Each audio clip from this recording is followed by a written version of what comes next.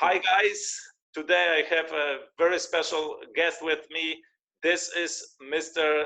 N.R. Narayana Murthy, who is the founder of a great company, Infosys, with over 200,000 employees, one of the largest programming companies, software companies in the world. When you take the number of the programmers, they have over almost $12 billion in revenue, and at some point it had a capitalization of $50 billion, if I am right. Yeah. Just an amazing company, and Mr. Murthy founded this company with only $200 with 7 co-founders, and he was chosen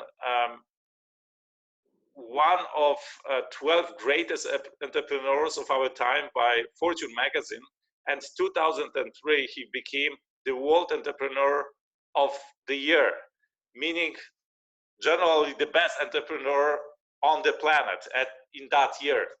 Please welcome with me Mr. Murthy. It's so nice to have you here today. Well, it's an absolute pleasure, Rafael. It's always a pleasure to talk to you because I keep learning a lot. This is a great compliment. Actually, you provided so much wisdom for this project, and one of the let's say most striking quotes by you is, "You can't share wealth by sharing poverty." What do you actually mean with that? Well, when I was growing up in India, we are all under the influence of Jawaharlal Nehru, our first Prime Minister. And Nehru was influenced by Harold Lasky in London. And he believed in socialism. But socialism, by and large, at that point in time, meant sharing poverty, sharing whatever little you have. While sharing is a good thing, but our attempt will have to be to increase the size of the pie, to make sure that everybody has more and more material wealth, to make sure that everybody is happier, to make sure that everybody has a decent job, and to make sure that the poorest of the poor have enough to obtain good education, good nutrition, good health care, and good shelter. So therefore, when I realized during my journey in France that nations cannot improve by sharing poverty, they have to create more and more wealth. And that is going to only happen by entrepreneurs who convert a good idea into jobs and wealth, jobs with good income, with good disposable income. That's how I realized that you can't improve a country by sharing poverty. You can only improve a country by creating more and more wealth and then sharing it. Yeah, and you are, I think, the best example for that. You have created in India over 200,000 really well-paid jobs. I mean, I was in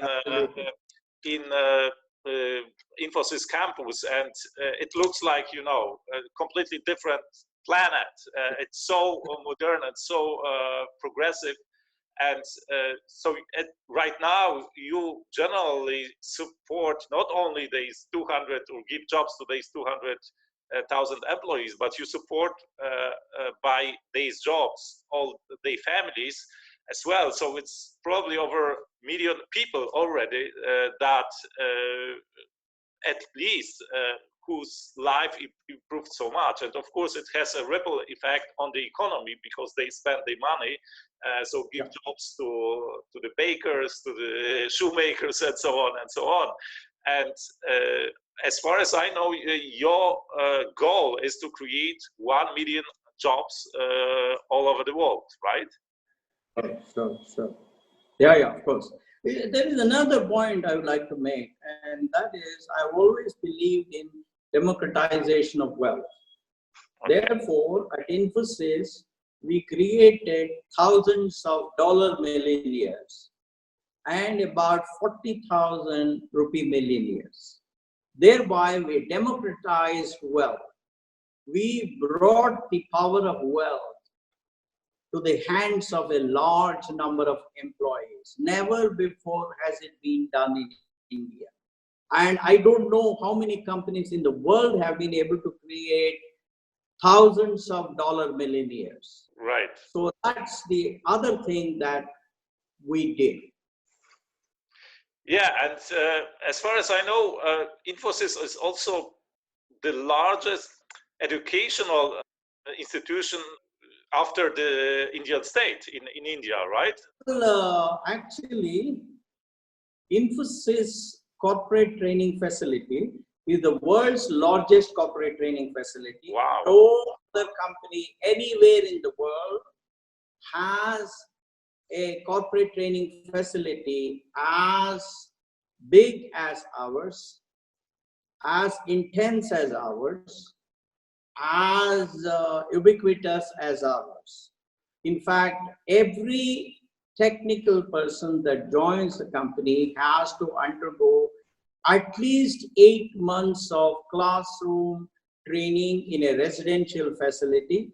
We have 11,800 single room in Mysore. We have 480 faculty members.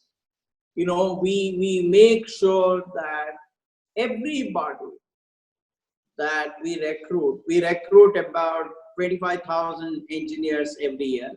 We ensure that they all go through this training so that they come to a certain basic level of technical expertise. So you really invest in your people. That's why you are a role model for actually every entrepreneur around the world. Yeah, for example, in the Mysore facility, just in buildings, we have invested $500 million. Wow. Just in buildings. Then look at the faculty, look at the course content, look at the various professors we get from all over the world. So it's a huge investment. Absolutely. And talking about democratization, you know, it is known in the world that you are a very humble person, and you are probably the most humble person I know from the entrepreneurs. And I saw you waiting in the line in the company canteen in Infosys headquarters in Bangalore together with other employees. I mean, you are a billionaire, and your time is so precious. What is your thinking behind that? Why do you spend, or do you waste time waiting in the line with other employees? Well, you know, we have practiced right from day one hierarchy of ideas, not hierarchy of men and women.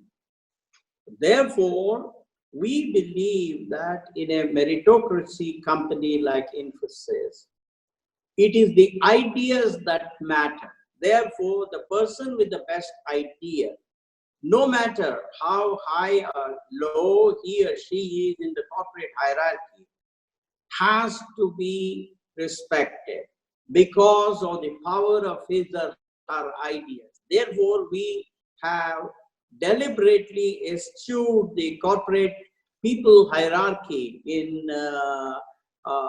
where we eat, in how we interact, how we spend our time together. However, in every discussion, we use data and facts to determine which idea is the best idea, and whosoever has that best idea, we stand up, cheer, salute, and accept that as the idea of the company.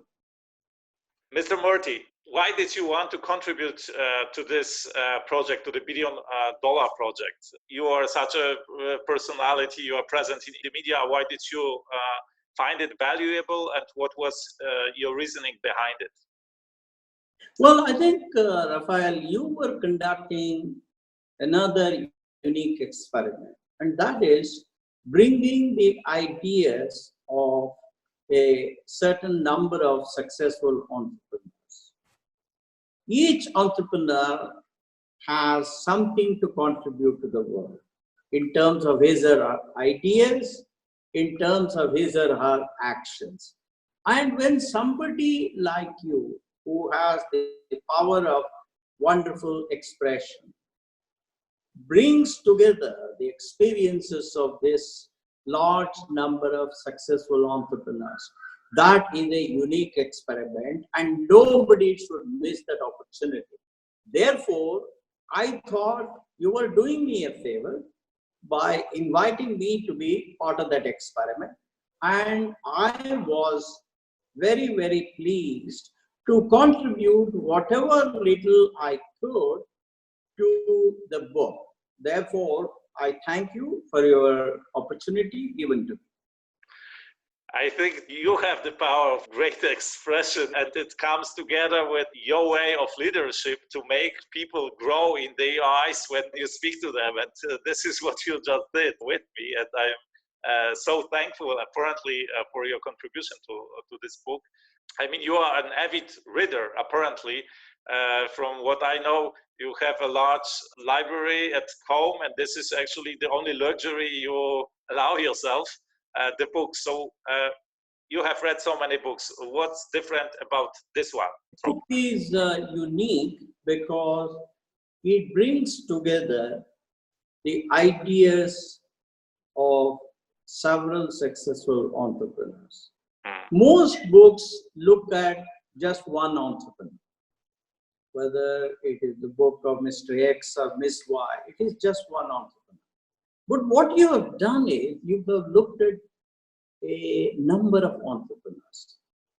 And when you put those ideas together, the readers will have an opportunity to learn how different entrepreneurs handle the same situation, what their perception of each of the attributes of entrepreneurship are, and how they showed courage, how they showed sacrifice, how they showed imagination, how they showed perseverance, how they showed excellence in execution, how they led by examples. So therefore, when you have given several examples to demonstrate the power of each of these attributes that make up a good entrepreneur, then this book has to be something extraordinary.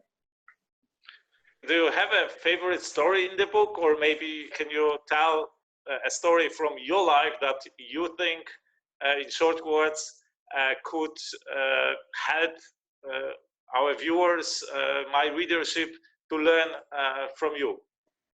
Well, first of all, let me say that each of the entrepreneurs has his or her own unique story. Who am I to judge which is better, which is not good? Therefore, I respect every one of the entrepreneurs whose stories you have recounted so well in the book. Having said that, I can only recount to you my own experience, my own life's experience of how I became an entrepreneur, how I converted myself from a confused leftist to a determined, compassionate capitalist. I was, after working in France, I decided to hitchhike my way back to India. I spent about a year on the road, spending about $250. And I was at a place called Niš, which is a border town between what was then Yugoslavia and now Serbia and Bulgaria. I arrived there, a kind driver dropped me at Niš on a Saturday night at 9:30 p.m. And I went into the railway station, I went to the restaurant, I wanted to eat, but the Yugoslavian people said that I needed to have Yugoslavian dinars if I wanted to eat. I didn't have Yugoslavian dinars, therefore I went and slept on the platform.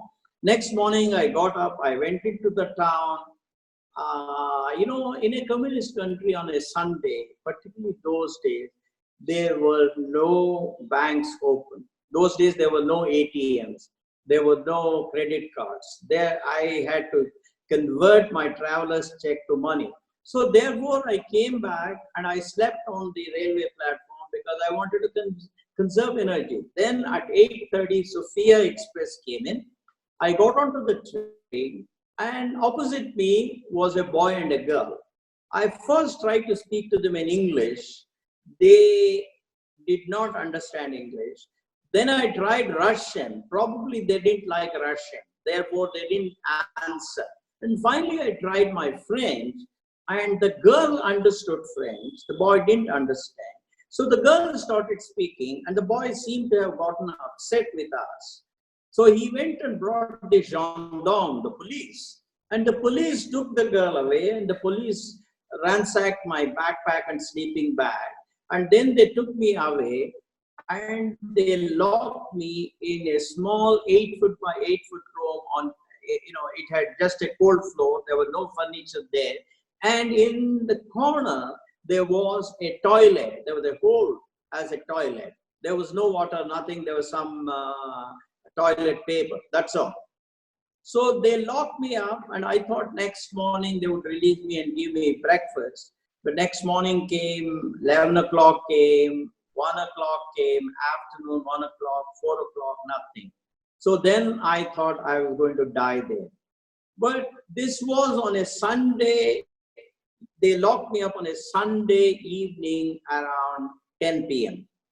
On Wednesday night, 1 a.m. or Thursday morning, 1 a.m., they opened the door, they dragged me on the platform, they put me in the guard's compartment of a departing freight train. And they locked me up there, and then they said, my passport will be given back to me when I left Bulgaria and then went to Istanbul. How long didn't you eat? Because it sounds like 3 days at least, maybe I even think more. it was about 110 or 120 hours, somewhere around that. Because the last time I had eaten was on Saturday morning, around 11 a.m. or something like that. And next I got to eat was in Istanbul on Friday morning. So probably, no, almost about 160 hours, 150 hours. And there was no water also. So anyway, so they said something which I remember even today. They said, you are from a friendly country called India, therefore we are letting you go. They made you a favor actually to have released you, right? Because you are from a friendly country. Exactly. So it was a long journey. I was hungry, I was angry, and I introspected a lot. And then I was completely cleared of my desire for socialism and communism. That's when I was transformed from a confused leftist to a determined, compassionate capitalist. And that's the time when my desire to go back to India and conduct an experiment in entrepreneurship became crystallized, because I had all along realized that the only way a country can solve the problem of poverty is through creation of jobs. And the only people who create jobs are entrepreneurs who convert their ideas into jobs and wealth. Therefore, while sitting in that freight train, hungry and angry, I decided that I would become an entrepreneur when I went back to India. Therefore, I am extremely grateful to the Bulgarian guards for having converted me irretrievably from a confused leftist to a determined, compassionate capitalist.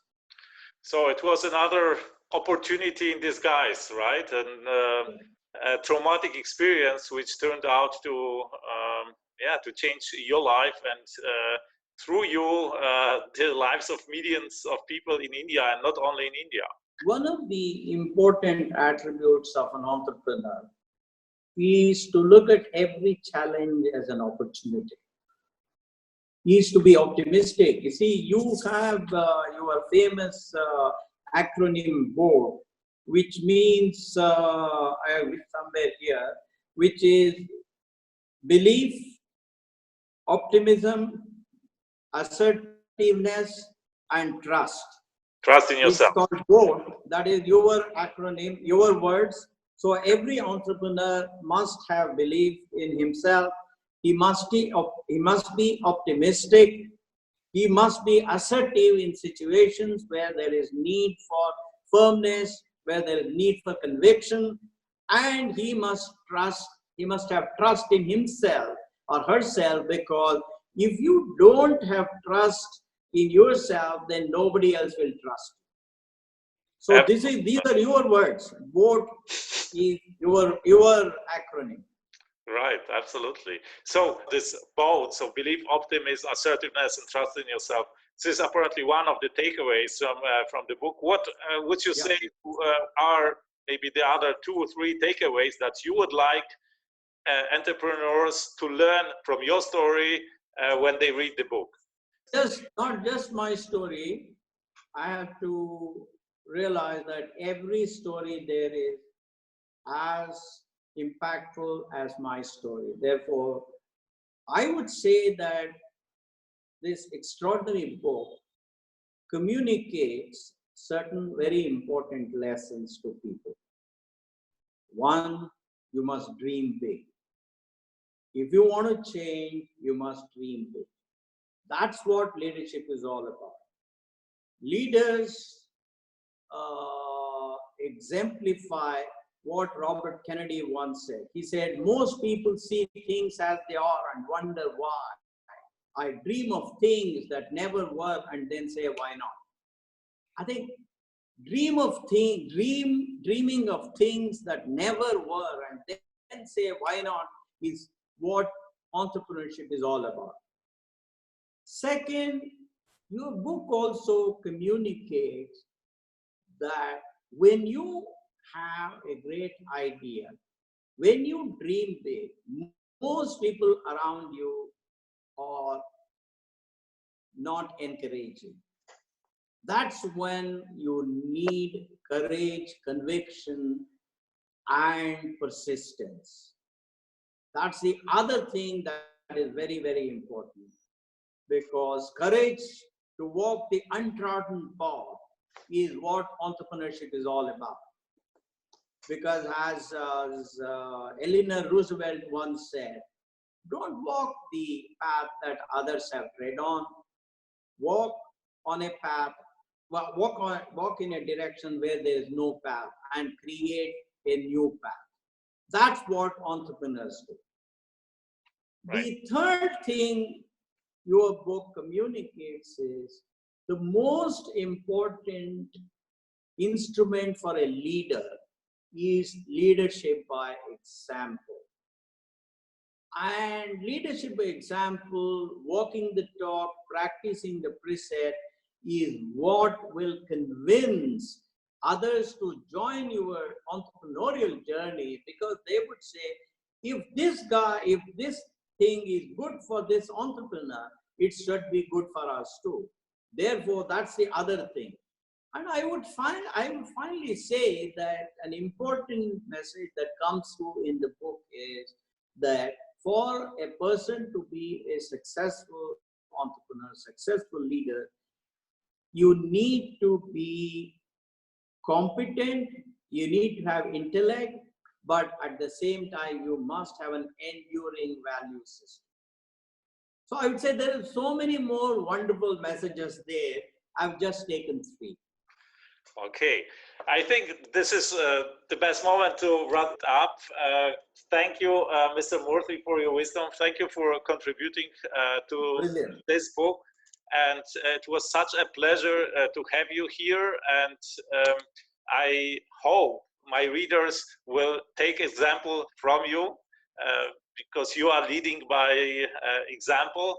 So they will take example from you and create such wonderful companies and create so much impact in society as you did. This is actually, the goal of this project, to raise the level of entrepreneurship around the world. So thank you for being with us today. Thank you for sharing your wisdom. Thank you very much, Rafael. I have no doubt at all that the readers will find this a unique book, because, as I said before, you bring the stories of so many entrepreneurs. It's not just one entrepreneur. Therefore, there's a lot of learning for people who read this book. My best wishes to the readers, my best wishes to the entrepreneur, my best wishes to the acts of entrepreneurs. So, thank you. Thank you. Okay, so we are done with the interview. Thanks again for the great words, and you said so many kind words about the book. I don't even know how I will ever be able to pay it back to you somehow. No. I will just pay forward to helping others. Okay. By writing the book itself is a great contribution. That is the best way you can thank anybody. I would like a copy of this. I will video. send it. Absolutely. Yeah, absolutely. I will send to you a signed copy. A better edition than that. This is paperback, so we focus in marketing on the paperback. But I will send you the hardcover, which looks even better, and with my dedication. Also the video.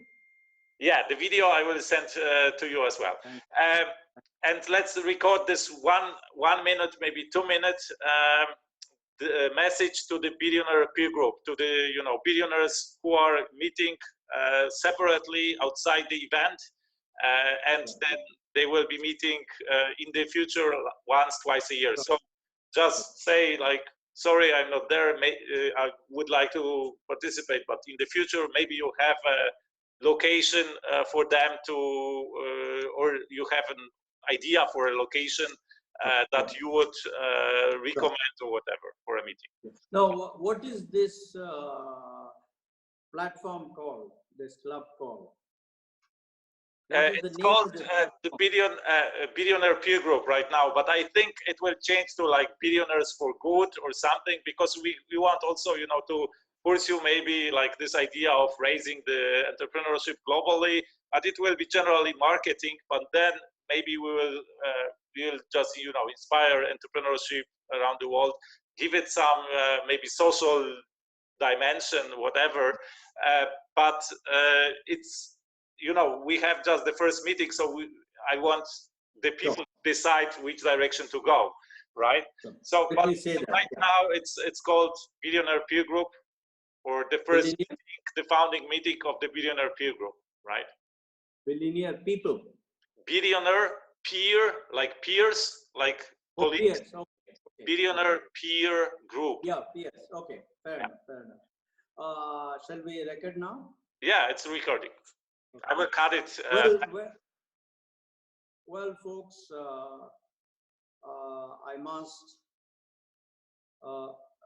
admit that it's a big loss for me, since I am not able to join you people on this first. Wait a second, Mr. Murthy. Sorry for interrupting. Maybe at first introduce yourself. Maybe some people don't know you or don't know how you look like. So introduce yourself, the company, and then say, okay.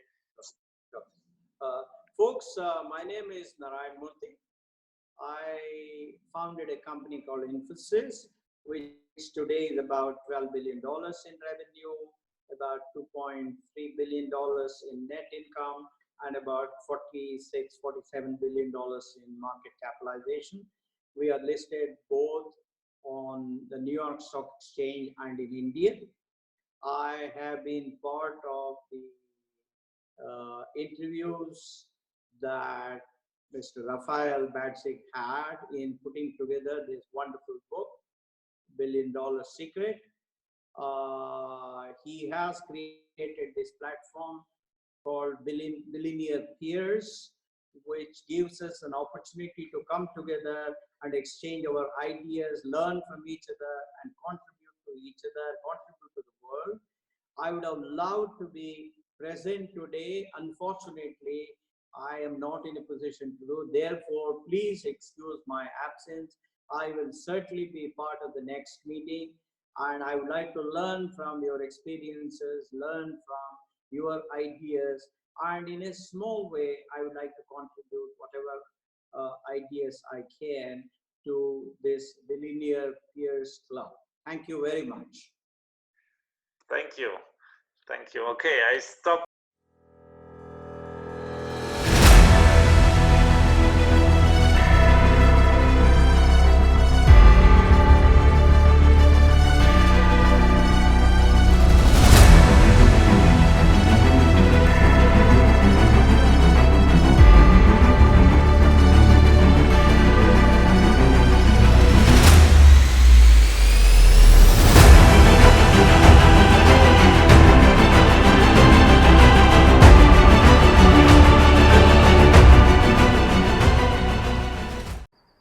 To get this unique book, The $1 Billion Secret, go to my website, thebilliondollarsecret.com.